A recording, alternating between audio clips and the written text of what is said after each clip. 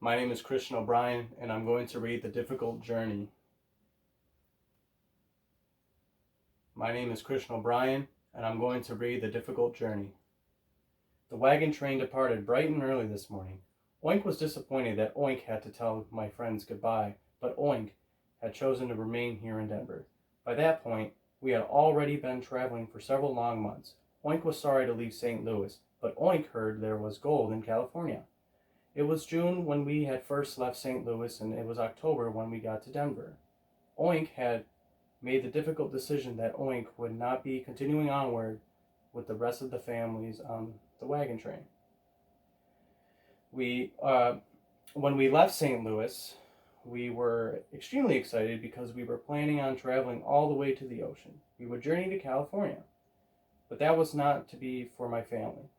Almost immediately, we stumbled upon the first major problem of our trip. Our very first day on the road, a wheel flew right off of our wagon. The wheel was badly cracked, which meant we were unable to repair the damage ourselves.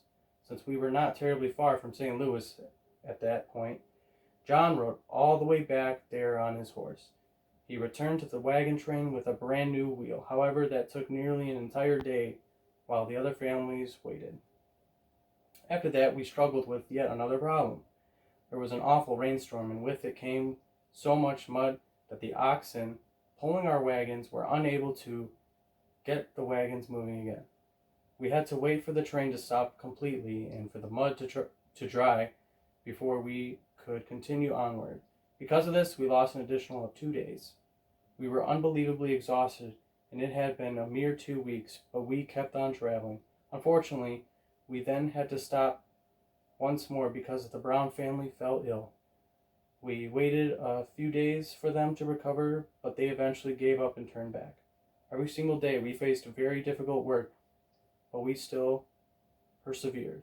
Nevertheless, by the time we arrived in Denver, it was just too much to handle.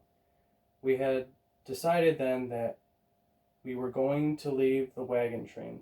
That night, we informed the wagon master of our plans. The wagon master asked us to change our minds and told us, "We've overcome the worst now."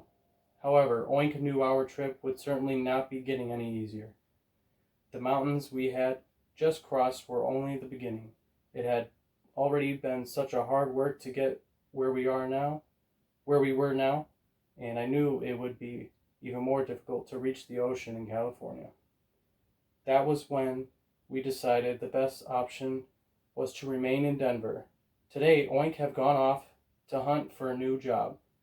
There are several jobs in the mines, and Oink hoped to fill one of the positions. Then we will be able to get our own home. Oink am extremely thankful that living in a tent beside the covered wagon is over.